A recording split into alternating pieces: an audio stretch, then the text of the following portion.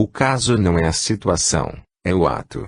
O ato de matar um ser indefeso. Mas não é um ser, refutou Juliana. É só um punhadinho de tecidos, nada mais. É um punhadinho de tecidos ao qual está ligado um espírito. Como é? No momento em que ocorre a fecundação, o espírito que vai reencarnar, ou seja, a pessoa que vai reencarnar, liga-se ao ovo fecundado. E esse ovo passa então a ser uma extensão dele próprio e ele vai se incorporando cada vez mais e mais nesse punhado de tecidos, presidindo seu desenvolvimento. E ele passa então a viver através desse corpo que está sendo formado. Apontando-lhe a barriga, Laura continuou, então fica fácil de entender que isso aí não é só um punhado de tecidos. É uma pessoa. É uma vida consciente, pensante, que se alegra, sente medo, sofre, se angustia, tem apego à vida. Juliana estava impressionada. Isto podia explicar o fato de um embrião demonstrar emoções mesmo antes de seu cérebro estar completamente pronto. Mas tratou de reagir. Não queria aceitar a explicação, por entender que tudo estava sendo profundamente injusto para com ela. Pensou um pouco e perguntou: você acha justo trazer uma criança ao mundo para sofrer? Sabe lá as rejeições que ela poderá ter? E se herdar as taras, a perversidade do pai? Eu acho que não tenho nem mesmo o direito de deixar essa criança nascer. O espírito só herda de si mesmo, disse Laura tranquilamente. E continuou: é claro que existem os fatores hereditários que podem gerar certas predisposições. Mas o caráter, as inclinações, as aptidões, ele as traz das vidas passadas, de tudo aquilo que construiu em si próprio. E olha que pode ser um espírito seu amigo, que volta à Terra para ajudá-la, lhe dar uma força. Também é verdade que pode ser um inimigo do passado, que o amor divino permite voltar a você na condição de filho. Por quê? Porque é no berço que as inimizades se acabam, dando lugar ao perdão, ao amor. Juliana sentiu um choque pela clareza da explicação. Não precisou sequer raciocinar para entender a perfeição daquele mecanismo.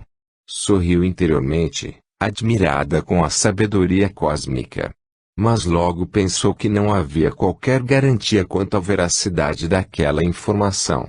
Além disso, não estava predisposta a elucubrações filosóficas.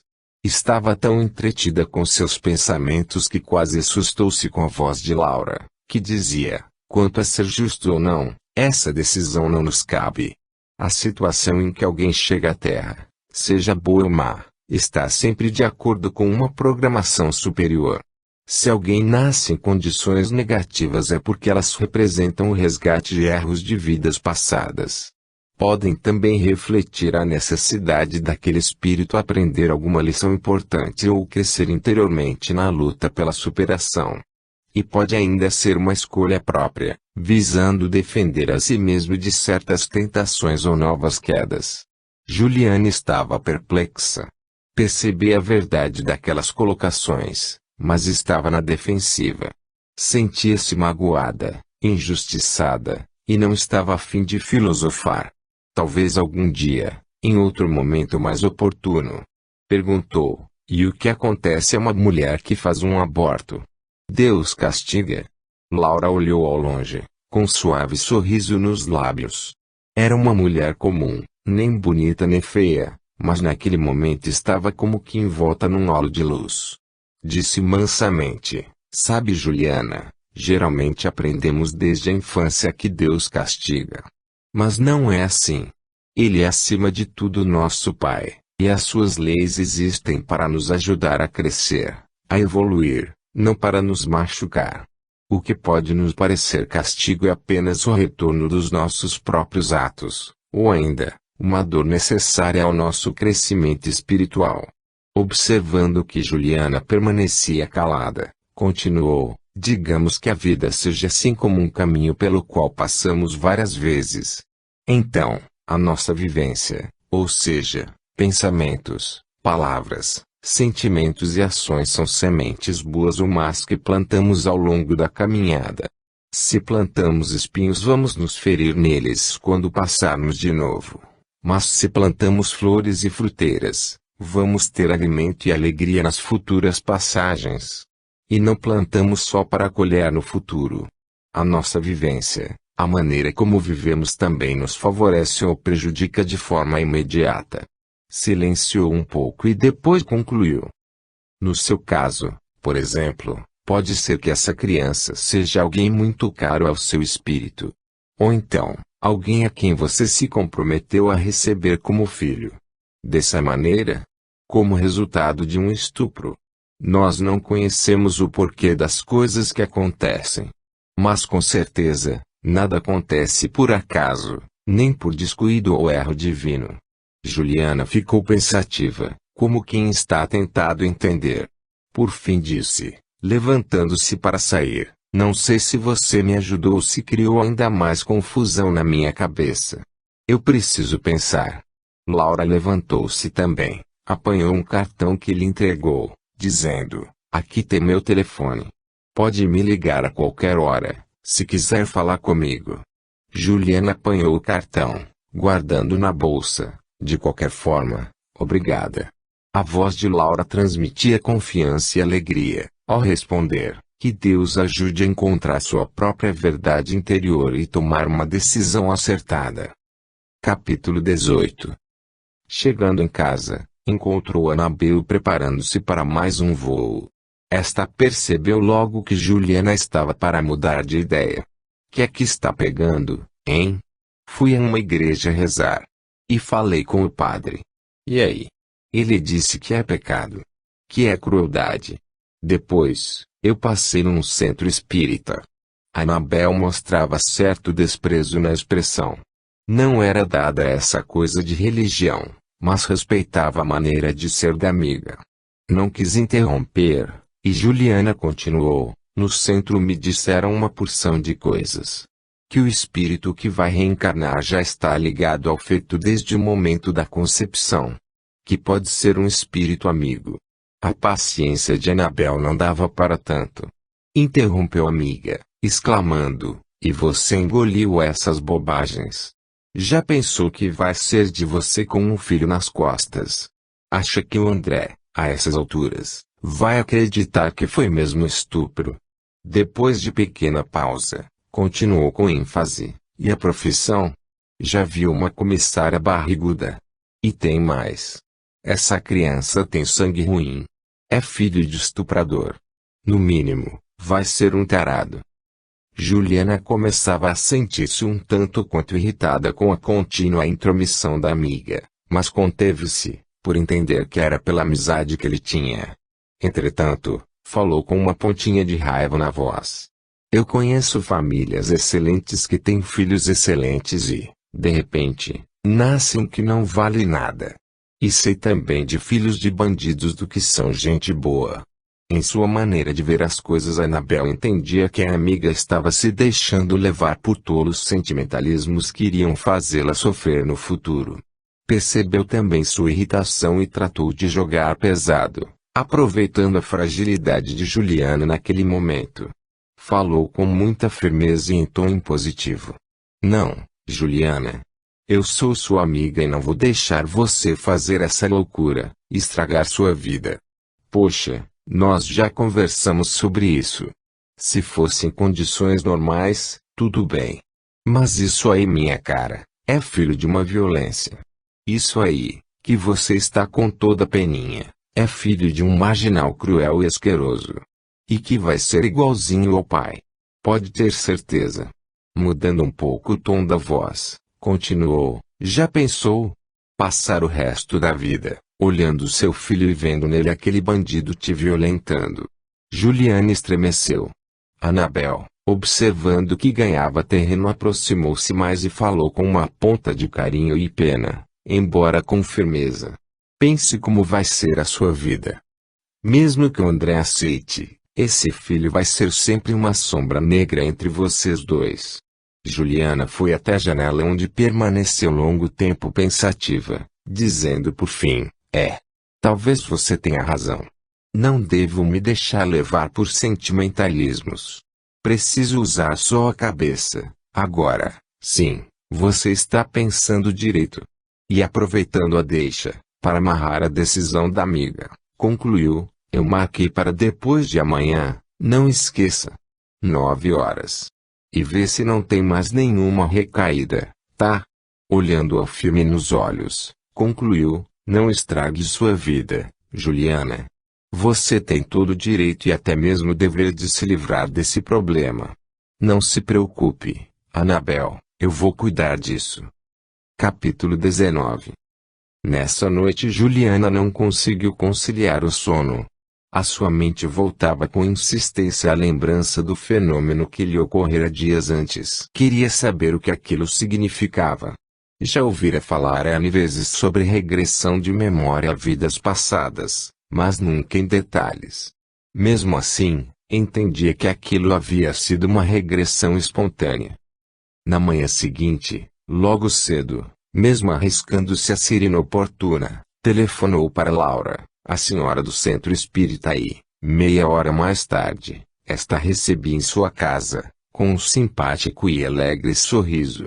Sentadas comodamente num alpendre, com muitas plantas e flores, bebericando um suco de caju, Juliana contou-lhe sobre a regressão que tivera, perguntando, o que acontece a uma mulher que faz um aborto? Qual é o castigo que ela recebe? Um lampejo de tristeza passou pelo olhar de Laura, que permaneceu silenciosa por instantes. Por fim, suspirando, disse, isto não é tão simples assim. Em primeiro lugar, não vamos falar em castigo, nem em culpa, mas sim em responsabilidade. O olhar distante de Laura informava que ela mergulhara no passado e a voz denotava sofrimento, quando disse, eu vou contar uma coisa que aconteceu comigo, há alguns anos. Laura levantou-se como se sentisse necessidade de movimentar-se. Caminhou até a mureta do alpendre sentando-se nele. Eu frequentava um outro centro. Começou, lá, eu era doutrinadora, apesar do pouco tempo que era espírita. Vendo que Juliana não estava entendendo, explicou, nos centros espíritas nós temos sessões de desobsessão. Nessas sessões os médiuns recebem espíritos obsessores, que estão prejudicando alguém. Geralmente são inimigos dessas pessoas que estão à procura de vingança. Quase sempre, coisas de vidas passadas. Então o doutrinador conversa com eles, procurando mostrar-lhes a importância do perdão e a necessidade de abandonarem aquela perseguição e cuidarem da própria evolução, etc. Ao mesmo tempo os participantes da reunião ficam vibrando na paz e no amor, direcionados para o obsessor. Isto tem um efeito muito poderoso sobre ele. Na maioria das vezes, o grupo consegue levá-lo a abandonar a perseguição. Juliana estava impressionada. Então é isto que acontece nas sessões espíritas? Perguntou, admirada. Laura sorriu da admiração da jovem e continuou, isso e outras coisas mais. Sempre para ajudar. Levantou-se da mureta e caminhou um pouco, como se estivesse criando coragem. Finalmente sentou-se e continuou, eu havia feito 2 abortos. Isto aconteceu há muito tempo, em situações muito difíceis da minha vida. Só eu sei do meu sofrimento e das minhas angústias. Do desespero que me levou a isso. Não contei a ninguém, nem a meu marido. Mas um dia nos visitou um orador de um outro centro e a reunião foi toda de perguntas. As pessoas perguntavam e ele respondia tão rapidamente como se já tivesse as respostas na ponta da língua. O pessoal dizia que eram os espíritos que respondiam por ele. Quando chegou a minha vez, criei coragem e perguntei o que acontecia a uma mulher que faz um aborto. Ele respondeu imediatamente, quando quiser voltar a reencarnar, vai ser abortada tantas vezes quantos abortos tenha feito. E ele continuou dizendo que esse é um dos piores crimes que podem existir, e que a mulher que o comete é uma criminosa diante das leis de Deus e por aí afora. Juliana percebeu que uma espécie de calafrio percorria todo o corpo de Laura. Esta continuou, hoje eu entendo que aquele homem não passava de um espírita mal informado. Ou acompanhado de espíritos não muito evoluídos. Ele nunca soube o mal que me fez. Os olhos de Laura estavam rasos d'água. Ao continuar, no dia seguinte, no trabalho, eu contei a minhas colegas que estava grávida do meu quarto filho. Uma delas veio me parabenizar como se eu fosse uma heroína e dizendo coisas terríveis sobre as mulheres que fazem aborto.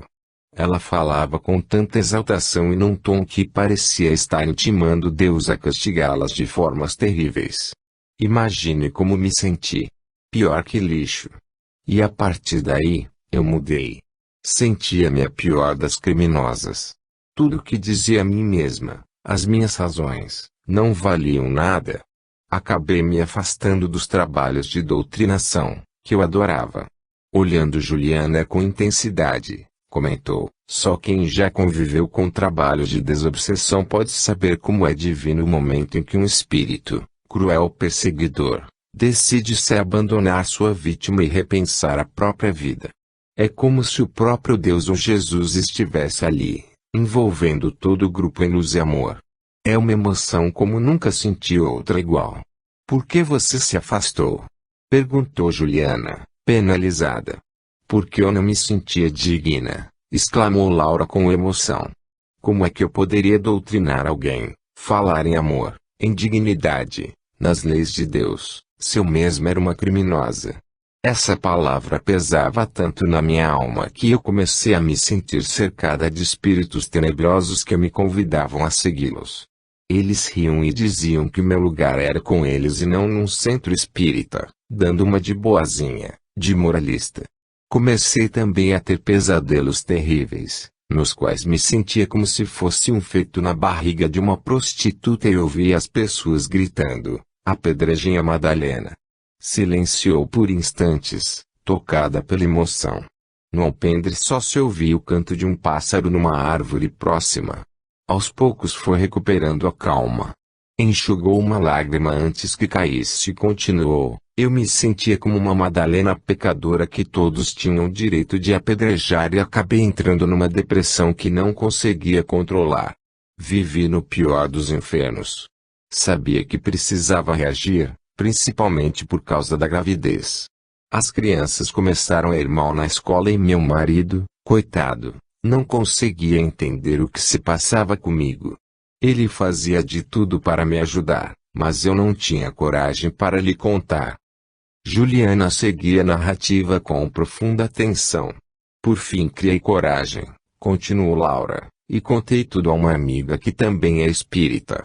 Ela me ouviu tranquilamente e quando terminei a narrativa, perguntou: o que você acha pior, Laura, fazer um aborto ou destruir a vida de sua família? Um erro você já cometeu, um erro bastante grave, mas não tem como voltar atrás. Não cometa outro, afundando-se nessa culpa. Em vez disso, trate de trabalhar para corrigi-lo, em vez de torná-lo ainda maior. Aquilo foi um choque para mim. Nunca tinha colocado as coisas assim, numa balança. E ela me falou sobre as leis de Deus que existem para nos orientar à evolução, não para nos castigar. Falou na consciência de culpa e no remorso, como dores desnecessárias, que devem servir apenas como elementos de ajuda em nosso crescimento, mas jamais como pesos nos espremendo a alma. Por isso não devemos carregá-los, a não ser como lastro para que o balão de nossa vida possa ganhar altura. E ela concluiu me lembrando das palavras do apóstolo: o amor cobre uma multidão de pecados. Laura suspirou e sorriu, concluindo: você não pode imaginar o alívio que senti. Naquele momento saí do inferno e pude contemplar toda a beleza e sentir toda a alegria que há aqui fora. Juliana estava profundamente impressionada. Jamais ouvira tais conceitos. Disse Laura depois de algum tempo. As religiões criaram uma cultura da culpa, que começou com Adão e Eva. Fica difícil a gente se conscientizar de que Deus não nos quer culpados, mas sim responsáveis. Hoje eu entendo que Ele nos quer felizes, leves, levantando sempre, depois de cada queda. Todos temos o direito de cair, porque somos criaturas imperfeitas. Não fosse assim, estaríamos vivendo em mundos mais adiantados. Nós caímos e nos machucamos. Só que precisamos levantar e assumir nossas responsabilidades. E além disso, cuidar para não cair de novo. E aí? Perguntou Juliana, ao ver que Laura silenciara. Aquela conversa me fez sair do buraco. Contei tudo a meu marido e passei a frequentar outro centro, esse, onde você me conheceu. Ali comecei de fato a estudar a doutrina espírita e descobri como é bela. Já estou lá há muitos anos, trabalhando com muito amor e dedicação, e tenho certeza de que estou resgatando ao menos uma parte dos meus erros. Eu aprendi a transformar sentimento de culpa em senso de responsabilidade, que é muito mais saudável. Uma borboleta passou voando pelo alpendre, como se estivesse saudando a natureza. As duas mulheres sorriram e Juliana perguntou, sobre aquela regressão que eu tive. Será que tem a ver com o que está me acontecendo agora? Eu acho que sim, respondeu Laura, com tranquilidade, e continuou, acho mesmo que o estupro que você sofreu e essa gravidez. Tudo isso deve ser o resultado dos seus erros daquela vida e talvez de outras também. E é bem provável que alguns dos mesmos personagens estejam de novo presentes, agora. Se for mesmo isso que você está falando, o que é que eu devo fazer?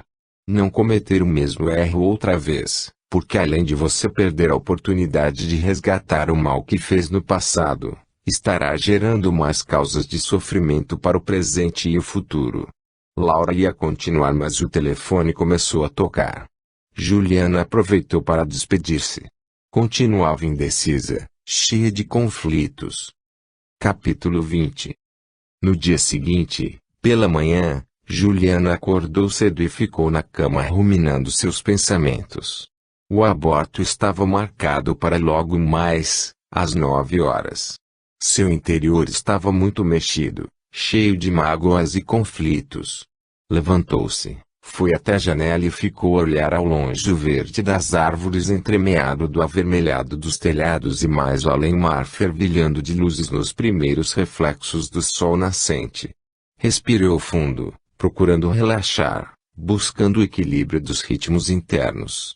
Foi quando ouviu uma voz lhe falando, dentro do seu próprio pensamento. Era uma voz masculina, portanto não era dela, e dizia: nunca perca a esperança, nem a fé na vida. Quando o mundo nos fecha uma porta, Deus abre uma janela. Quem seria essa voz que lhe falava assim? O toque da campainha veio tirá-la bruscamente de suas cogitações. Foi abrir a porta e ficou alegremente surpreendida ao deparar com quem menos esperava. André.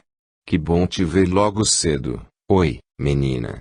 O abraço de André continha um misto de amor e preocupação. Juliana percebeu seu estado de espírito. Que foi, amor? Aconteceu alguma coisa? Não, gatinha, só estava com saudade.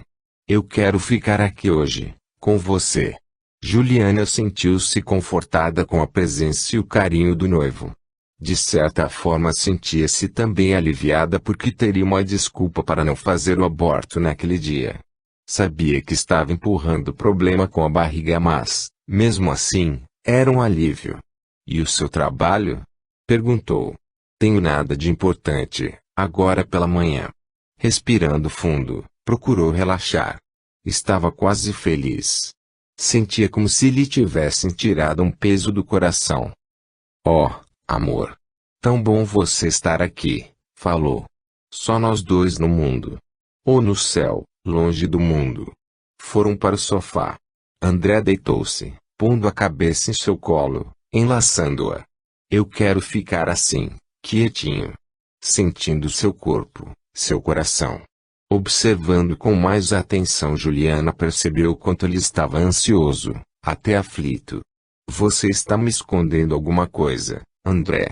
O que é? Nada não. Bobagem de homem apaixonado. Correu os olhos pelo rosto de Juliana com expressão carinhosa e preocupada ao mesmo tempo, dizendo: foi só um pesadelo que eu tive. Aliás, já é a terceira vez. Pesadelo? Que pesadelo? André levantou-se e foi até a janela. É sempre a mesma coisa, começou. E, Com expressão de quem busca na memória cada detalhe, continuou: nós dois estamos num lugar muito bonito, abraçadinhos, olhando o céu. Aí, surge um clarão e aparece Nossa Senhora. Linda. O olhar cheio de ternura. Ela segura uma flor na mão, que é para nós. Aí, ela solta a flor e ela vem caindo, caindo. E nós nos recusamos a apanhá-la. E depois? Perguntou Juliana. André caminhou um pouco pela sala, buscando coragem para falar no que o vinha preocupando.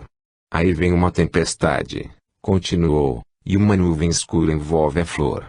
Leva ela embora. Então eu me viro e você não está mais ali. Eu me vejo sozinho, numa espécie de pântano, um lugar horrível, muito escuro, gritando, chamando por você. Sentou-se ao lado de Juliana e, segurando-lhe as mãos com força, concluiu: é um desespero horrível, amor. Juliana estremeceu, pensando que aquele sonho poderia estar relacionado com sua gravidez. André, sem perceber-lhe a perturbação, apertou-a nos braços como a querer retê-la a qualquer custo, dizendo: ó, amor, é uma sensação horrível, de perda irreparável. É uma angústia sem fim. As lágrimas querendo saltar dos olhos, exclamou em tom desesperado: eu não posso perder você, Juliana. Eu a amo demais. Os dois permaneceram longamente abraçados, cada qual com sua angústia. Nós não vamos nunca nos perder um do outro, disse por fim, Juliana. Eu prometo. Afastou suavemente, olhou bem no fundo dos seus olhos, dizendo com convicção: não pense mais nisso, amor, está bem? É só um sonho, um pesadelo. André foi até a janela e ficou algum tempo olhando para fora. Não é só um pesadelo, disse, depois de instantes. A impressão que eu tenho é que esses sonhos são um aviso. Mas aviso de quê? Não consigo entender. Não consigo. Juliana estava fortemente impressionada. Sentia que precisava pensar melhor sobre a questão do aborto. Entendia também que devia tirar o noivo daquele estado aflitivo. Falou, procurando dar segurança à voz. Acho que a gente devia se distrair um pouco, levantar esse astral, confiar, ter fé. Um estado de espírito para cima não tem sonho mal que pegue. Acho que você tem razão. Que tal a gente pegar uma praia? Praia? Não. Não estou a fim de praia hoje. Então vamos dar uma volta pela praça. Ver as árvores, ver gente. Isso é bom. Está bom, podemos dar uma volta pela praça, tomar um sorvete, comer pipoca, está ótimo. É só o tempo de eu mudar de roupa. Capítulo 21. Meia hora mais tarde os dois caminhavam pela praça admirando as plantas, as flores, tocando nas folhas verdes como se desejassem impregnar-se com a cor da esperança. Parando junto a uma árvore, Juliana recostou-se a ela e André segurando-lhe as mãos, disse com ênfase: sabe, amor, eu sinto que precisamos confiar muito um no outro, seja qual for a situação.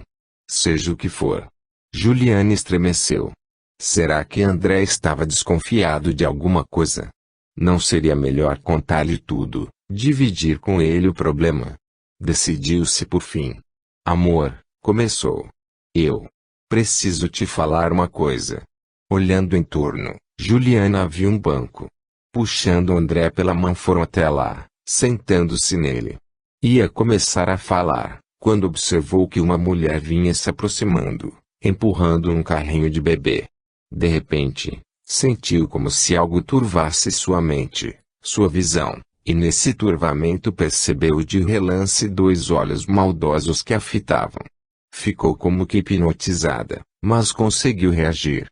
A mulher aproximou-se, parando junto ao banco. Juliana, procurando distrair-se para sair daquele estado estranho em que mergulhara, debruçou-se para olhar o bebê. Olha, André, que coisinha mais linda. Tão fofinha. Desguelha, olhou a própria barriga e voltou de novo os olhos para o bebê, mas a imagem dele foi se fundindo com a de Riquinho, violentando-a. Os sons da praça também desapareceram nas notas da música brega que o marginal procurara no rádio. Gritou, completamente descontrolada. Não. Não. André acudiu, tomando-a nos braços, mas Juliana reagiu, repelindo, horrorizada, olhando para ele com os olhos esbugalhados, como se estivesse vendo o riquinho. Gritou novamente, não. Não, calma Juliana, sou eu, André, disse suavemente. Você está me estranhando, amor? Calma, gatinha. Sou eu? Calma. Juliana acalmou-se aos poucos, começando a chorar. O que foi, amor? Que aconteceu? Perguntou André, muito preocupado. Aos poucos conseguiu ficar mais senhora de si. Não sei o que aconteceu. Acho que fiquei nervosa por causa do teu sonho. Desculpa, tá? Não tem que se desculpar, amor. Eu é que não devia ter contado. Vamos esquecer esse lance, está bem? Não pense mais nisso. Vamos caminhar um pouco, tomar aquele sorvete, aproveitar o dia, assim, juntinhos. Mal começaram a caminhar, tocou o celular de André, que atendeu de má vontade. Escutou algum tempo e por fim respondeu, está bem. Daqui a 1 hora. Desligando o celular explicou, contrafeito, deu um problema com um VT. É coisa de muita responsabilidade. Eu vou ter que ir. Que pena, comentou Juliana. Será que você vai ficar bem, sozinha? Não quer ir comigo? Não. Eu vou ver a mamãe. Não se preocupe, eu estou bem. Mas agora vamos aproveitar bem essa horinha que ainda temos juntos. De mãos dadas os dois continuaram caminhando pela praça. Juliana entendeu que não era o momento oportuno para contar-lhe. Não sabia qual seria a sua reação. Ficaria para um momento mais adequado. Capítulo 22. Além de médica, Thelma era artista plástica. Estava trabalhando num quadro a óleo quando Juliana chegou. Foi aquela alegria. Mas que surpresa boa! Como vai, minha filha? Juliana não respondeu. Ficou apenas abraçando a mãe com força. Eram muito amigas e essa relação mãe-filha nunca tinha atrapalhado a liberdade que havia entre as duas. Thelma observou logo que a filha não estava bem. Sabia sobre o estupro e a gravidez. Não havia segredos entre elas. Aconteceu mais alguma coisa? Perguntou. Ainda abraçada à mãe, Juliana começou a chorar. Eu estou numa tremenda encruzilhada, mãe. Não sei o que fazer. Contou sobre sua decisão de colocar André a par de tudo o que acontecera e falou sobre o ocorrido na praça naquela manhã. Mas não é só isso, continuou. Estão acontecendo outras coisas muito estranhas comigo. Estou com medo. Que coisas, filha? Eu só vou lhe contar porque eu sei que você estudou isso. Não vai achar que estou ficando louca. Respirou fundo, tomando coragem, e começou. Outro dia eu estava em casa, tentando relaxar. Só havia música e o tic-tac do relógio. Aí, as coisas começaram a se transformar, a se fundir. E eu era uma outra pessoa, numa outra época, em outro lugar. Fez uma pausa procurando ver qualquer reação da mãe, mas esta apenas disse tranquilamente, continue. Pois bem, eu estava deitada em cima de uma mesa. Sabia que tinha feito um aborto Estava sangrando muito. Eu ouvi o sangue gotejando, caindo numa vasilha. Juliana ficou alguns instantes calada. No rosto, uma expressão de horror. Thelma estava atenta mas serena, acostumada com esse tipo de coisas. E aí? O que aconteceu? Perguntou, por fim. Aí eu morri. Foi isso, mãe. Eu morri. Olhando para a mãe num misto de medo e súplica, perguntou, o que foi isso que aconteceu comigo? Talvez um colega diria que é o teu inconsciente querendo matar o problema. Não brinque comigo, mãe. Eu quero saber a verdade. Eu diria que foi uma regressão. Um fato traumatizante de alguma vida passada que veio à tona. Quer dizer que eu posso ter morrido por causa de um aborto, é bem provável. Mas por que isso justo agora? Talvez porque os mesmos personagens estejam de novo reunidos. Ou algumas circunstâncias sejam semelhantes. Juliana ficou olhando pensativa para a mãe. Finalmente falou, num misto de revolta e indecisão. O pior é que ainda não decidi sobre o aborto. Talvez eu faça isso. De novo. E antes que Thelma tivesse tempo de dizer qualquer coisa, exclamou, eu tenho esse direito, mãe. Eu sou a vítima. 2 vezes vítima. Primeiro, aquela coisa horrível que eu sofri e, agora, essa gravidez. Acha isso justo? Thelma deixou que a filha desabafasse. Depois, disse serenamente, você já sabe como ocorre uma fecundação, o desenvolvimento do embrião, etc. Mas não sabe exatamente como acontece um aborto. Nem quero saber. Thelma fez de conta que não ouviu, continuando, há um filme, O Grito Silencioso.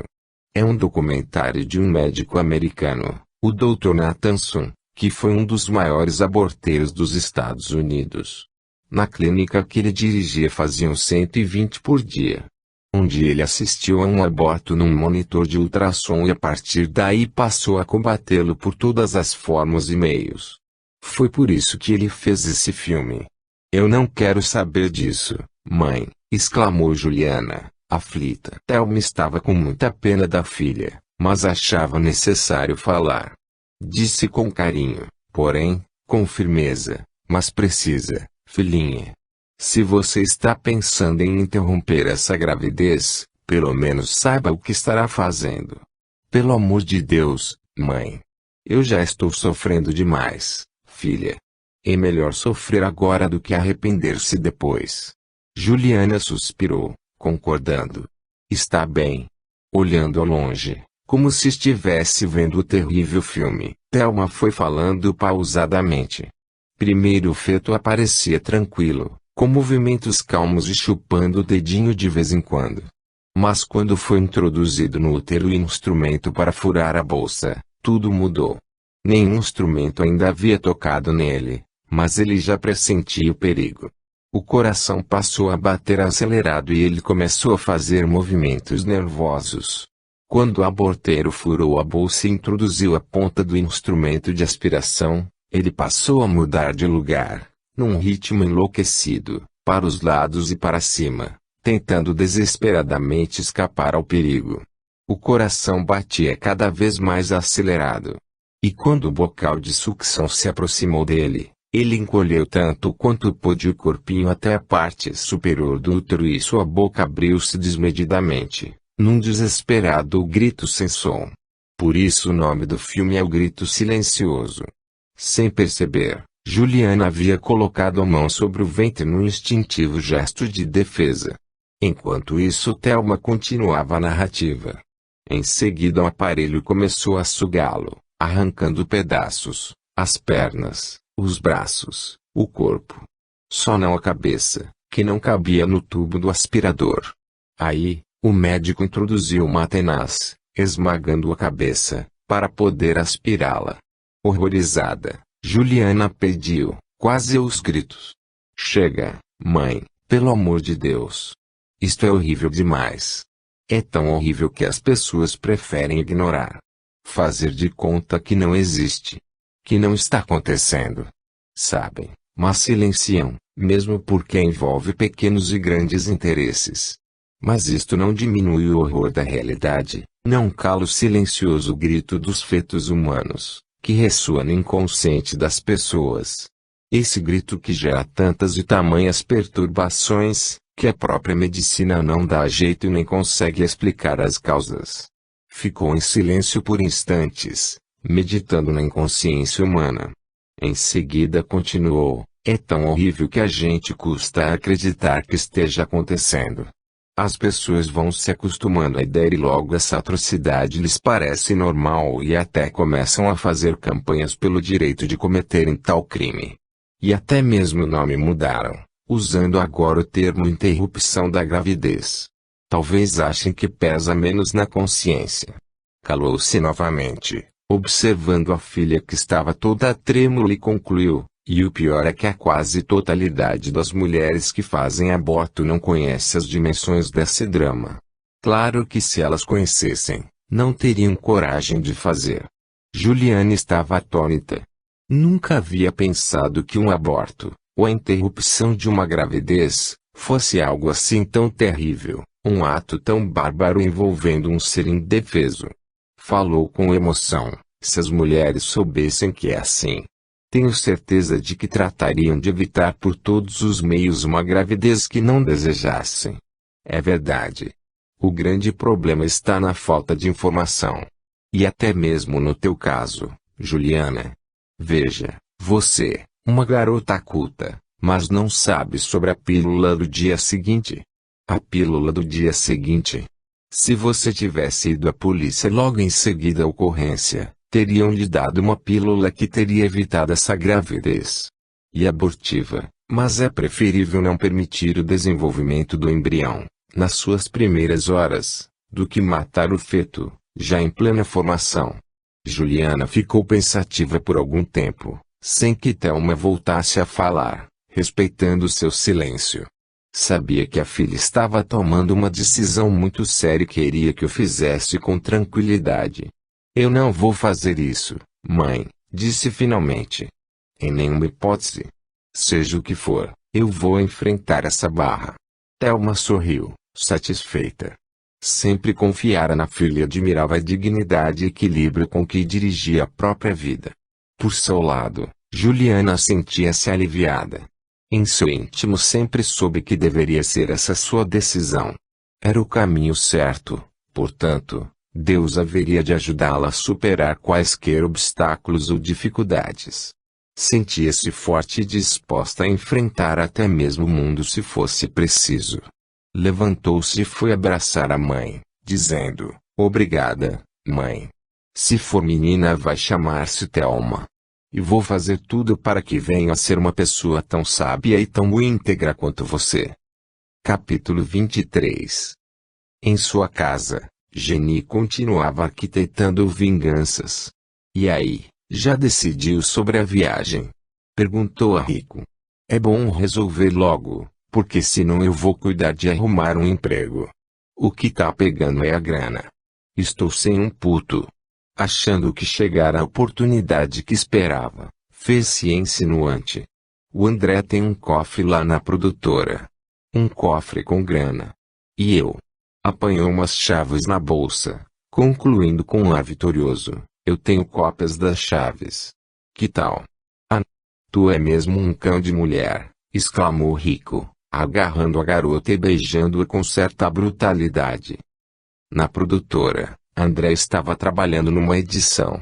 Já passava da meia-noite e o sono chegou, antes que tivesse terminado o trabalho. Resolveu dormir ali mesmo, para recomeçar logo cedo. Desligou os aparelhos, ajeitou-se num sofá a um canto da sala e apagou a luz. Estava quase pegando no sono, quando ouviu alguns ruídos. Percebendo que se tratava de ladrões, apanhou um revólver que guardava no fundo de uma gaveta para um imprevisto como aquele. Sentou-se no sofá e ficou esperando. Em poucos instantes a porta foi aberta dando entrada a dois vultos. Um deles trazia uma lanterna. É por aqui, disse o da lanterna. Surpreendido, reconheceu a voz de Jenny. Esta encaminhou-se para o interruptor, acendeu a luz e percorreu a sala com os olhos, deparando com André sentado calmamente no sofá apontando-lhes a arma. O susto foi tal que deixou cair a lanterna, mas recuperou-se rapidamente e, demonstrando muito sangue frio, tentou disfarçar. André. Eu estava querendo mostrar o estúdio aqui para o meu amigo. Ele é o Rico Chaves, de que te falei. Lembra? Pois já mostrou, disse André com frieza. Agora, de cara no chão. Os dois. Mas André. O que é isso? Sou eu, a Jenny. André perdeu a pouca paciência que ainda tinha. Estava furioso. Firmando a arma na direção dos dois, gritou. De cara no chão, já disse. Se eu matar os dois aqui, nenhum juiz vai me condenar. Anda. Os dois acharam que a coisa era séria e obedeceram, deitando-se de cara no chão. Pegando o telefone, André começou a procurar o número da polícia. Jenny resolveu apelar. Você devia tomar conta melhor da sua noiva, em vez de estar se ocupando com a gente. André estremeceu. Aquela referência feita por uma criatura do estofo da Jenny, a mulher que amava acima de tudo e em quem sabia poder confiar, por conhecer-lhe a natureza digna e honrada, pesou em sua alma como um sacrilégio. Que é que você está querendo dizer? Sua, pergunta ao riquinho, aqui. Ele pode contar. Não é riquinho? André estava furioso. Aquela miserável estava insinuando o quê? Olha, aqui, sua cadela. Não toca no nome dela, senão eu sou capaz. Riquinho, entendendo a jogada da Jenny, disse com tranquilidade. Ó com acento circunflexo aqui, ó com acento circunflexo cara. Se você apagar a gente, a polícia vai saber que eu dormi com a tua noiva. E vai achar que foi vingança. André estava a ponto de perder a cabeça. Rico, jogando com tudo, sentou-se no chão e continuou falando com segurança e jeito canalha. Sabe, colega, eu me amarrei naquele sinalzinho que ela tem bem pertinho do bico do seio. Não sabe como aquela maçãzinha me excita. Eu ainda vou fazer sexo com ela a 10.000 metros de altura. Ela prometeu, sabia? André estava petrificado. Jenny, exultante. Chegara finalmente o momento de vingar-se tanto dele, quanto de Juliana. Falou com toda a ironia de que era capaz. Ah, André, já ia me esquecendo. Parabéns pelo filho. Mesmo que não seja teu. Se preocupe, não, André, completou o marginal. Se você não quiser a criança, eu assumo, tá? André levantou a arma, engatilhando-a. Sua expressão era de terrível ódio. Seria impossível aquele marginal saber sobre o sinal no seio de Juliana, a não ser que o tivesse visto, e o miserável falara com toda segurança. Os dois, em silêncio, acompanhavam seus movimentos e expressões. Sua formação, entretanto, não era de um assassino. Aos poucos, baixou a arma, fazendo sinal com ela para saírem. Saiam. Depressa. Antes que me arrependa. André estava sob extrema tensão. Sua voz parecia mais um rugido. Saiam. Jenny e Rico levantaram-se apressadamente e saíram correndo. André deixou-se cair no sofá, sentindo o mundo desabar em cima dos seus ideais de amor e dos seus sonhos. O choque da acusação contra Juliana era grande demais. Sua cabeça parecia ter se esvaziado de repente e o corpo ficado sem comando. Aos poucos foi conseguindo juntar alguns cacos de si mesmo. Respirou fundo, com necessidade de oxigênio. Depois do choque veio a segunda parte, o convívio com a realidade, ou com aquilo que ele entendia ser a realidade. Não pode ser, gritou a plenos pulmões. Juliana não faria isso. É claro que há algum terrível engano. Uma armação. A cabeça fervendo procurava desesperadamente uma explicação plausível que pudesse juntar os pedaços dos seus sonhos, de sua vida, e recompô-los. Ela pode ter tido um caso com ele no passado, falou em voz alta. É isso. Só pode ser isso. Levantou-se, caminhando para um lado e outro, tropeçando nos móveis, descontrolado. Não era muito chegado à bebida, mas lembrando que havia uma garrafa guardada num móvel qualquer, achou que estava precisando dela.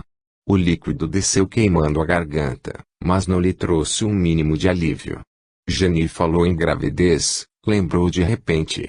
Isso é mentira daquela infame. Deu um murro num armário, machucando a mão, mas nem deu por isso. Preciso tirar isso a limpo. Apanhou as chaves do carro, saindo para a porta, mas parou antes de abri-la. Não, agora, não. Preciso me acalmar. Não posso chegar lá acusando. Sentou-se no chão encostado à parede e, com o rosto entre as mãos, chorou amarga e desesperadamente. Por quê, Juliana? Por quê? Aos poucos foi se acalmando, conseguindo raciocinar melhor. Eu pedi tanto a ela para confiar em mim e agora sou eu que estou desconfiando dela. Mas ela é íntegra. Não faria isso. Levantou-se de um pulo. Claro. Deve ser uma trama muito bem urdida. Lembrou-se de repente daquelas percepções que tivera na praia, em Jeri, o pé batendo no chão e os dois olhos maldosos. Isso é coisa da Jenny, vociferou. Eu sempre achei que ela andava metida com macumba. Respirou mais aliviado. Eu não vou dar atenção a esses desgraçados. Não vou dar esse gosto a eles. Quando amanhecer, vou falar com Juliana. Ela vai esclarecer tudo. Capítulo 24. Juliana acabara de acordar. Decidida a não fazer o aborto, sentia-se disposta a enfrentar as consequências dessa decisão fossem quais fossem. Só não imaginou que seriam tão pesadas. Olhou o retrato de André, sobre a mesinha de cabeceira. Apanhou-o, apertando-o contra o peito, com um olhar vago voltado para o teto. Estranhas impressões começaram a apoderar-se dela. Sentiu que estava regredindo no tempo, chegando rapidamente à idade infantil, transformando-se num feto no ventre da mãe. Diminuía mais e mais até ser apenas um ponto e, de repente, explodia em uma outra época, num outro lugar. Via a si mesma como num filme, mas sentindo e vivenciando tudo, como se fosse possível ser duas ao mesmo tempo. Seu nome também era outro, Luciane. Estava vestida como uma camponesa do século XVIII no interior da França e fugia pelo meio do matagal, arrastando a filha de 5 anos. Estava desesperada, quase morrendo de medo. Sabia que o conde dera ordens para matarem a ela e a filha, ao descobrir que a menina era sua neta bastarda. O pai da menina, Marcel, era seu único filho e devia casar-se com uma rica herdeira para salvar o patrimônio da família, mas negava-se, apaixonado como estava por ela, Luciane. Um breve ato e já se via, muitos anos mais tarde, envelhecida e doente, na condição de uma prostituta de alta classe, em Paris. Uma aia, com expressão aflita, tentava amenizar-lhe a ansiedade. Tem paciência, madame. O conde foi chamado. Deve estar a caminho. Ouvindo o ruído de uma carruagem, preocupou-se com a aparência. Como estou? Madame está ótima. Parece até mais jovem. André, ou melhor, o conde Marcel aparecia na porta do quarto ao mesmo tempo em que a aia saía discretamente. Revê-lo, depois de tantos e tão longos anos, reacendeu todo o imenso amor que lhe dedicara. Estava mais belo que nunca. Os reflexos de prata no cabelo davam-lhe um aspecto imponente, suavizando-se quando expressava ternura no olhar, como agora. Ficaram alguns instantes olhando um para o outro em silêncio. Juliana, ou melhor, Luciane estendeu as mãos e ele segurou-as, desabando aos pés da cama, chorando desesperadamente. Também chorando ela falou com dificuldade. Meu amor. Meu grande amor. Não há mais tempo para lágrimas. Eu estou morrendo. Só por isso mandei te chamar. Por favor. Quero levar a lembrança do teu sorriso. Não do teu desespero. Marcel conseguiu a muito custo estancar as lágrimas, pedindo, numa voz embargada de emoção. Perdoa, meu amor. Perdoa. Eu fui um covarde. Covarde. Eu devia ter enfrentado meu pai. Você e a nossa filha eram tudo o que eu tinha de mais importante na vida, mas... mesmo assim, não falo assim. Meu amor. Eu já te perdoei. Há muito. Luciane falava com dificuldade, sentindo a vida fugir-lhe, mas conseguia colocar todo o seu imenso amor na entonação da voz, no olhar, nos gestos, no contato de suas mãos com as de Marcel. Sabia que estava à morte e achava que finalmente tinha o direito de desfrutar esse amor com intensidade, nem que fosse apenas por alguns minutos. Mas observando a sua angústia, procurou aliviar-lhe o sentimento de culpa. Fui eu que decidi fugir. Sem você, só com a flor. Não quis destruir a tua vida, teu futuro. A culpa foi minha. Eu devia ter acreditado mais. E a flor? Eu soube que a nossa filhinha morreu. De uma febre ruim. Logo que chegamos a Paris. Marcel afundou o rosto no colo de Lucienne. Seu corpo estremecia com o pranto. Aos poucos conseguiu acalmar-se um pouco. Eu destruí a minha vida e a tua. E também da nossa filhinha, nosso encanto, nosso mundo. Eu devia ter enfrentado meu pai, ou então fugido com vocês. Teria conseguido salvá-la. Eu fui um covarde. Covarde. Juliana ficou olhando longamente para ele, as lágrimas descendo quentes, molhando o travesseiro. E eu? Para me vingar. Ou talvez para te esquecer. Transformei-me numa prostituta. A custo Lucienne conseguiu virar o corpo, apanhando um pequeno estojo sobre a mesinha de cabeceira. Abriu, retirando um anel. Lembra?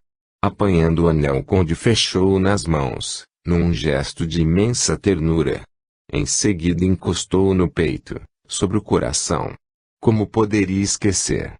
Você o colocou no meu dedo, e disse, este anel vai representar a nossa união.